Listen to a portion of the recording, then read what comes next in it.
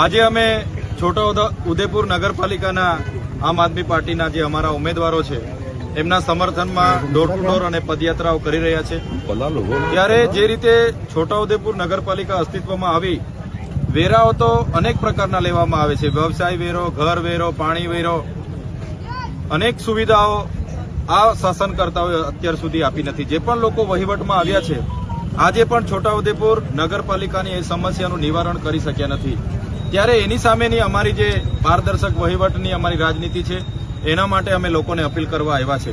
સાથે સાથે ગુજરાતમાં જે લોકશાહીને ખતમ કરવા માટેનું જે શાસક પક્ષ ભાજપે કાવતરું રચ્યું છે, તમે જાણો છો, જેટલા પણ અમારા ઉમેદવારો હતા, કોંગ્રેસના ઉમેદવારો હતા, અપક્ષના ઉમેદવારો હતા, બહુજન સમાજના ઉમેદવારો હતા, બધાને શાસક પક્ષના લોકોએ તંત્રનો ઉપયોગ કરીને દબાવેલા છે। ફોર્મ તૈયાર કરેલા છતાં ભરવા નથી દીધા, કેટલાક લોકોએ ભરેલા એના પાછા ખેંચાવી લીધા છે।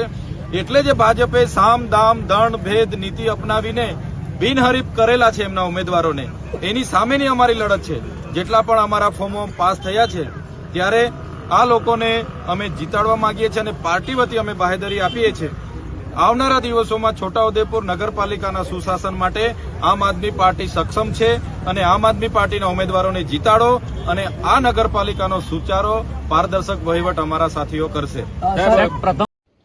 છોટાઉદેપુર જિલ્લાના તમામ સમાચાર માટે આપનું છોટાઉદેપુર યુટ્યુબ ચેનલને સબસ્ક્રાઇબ કરી બેલ આઇકન દબાવશો।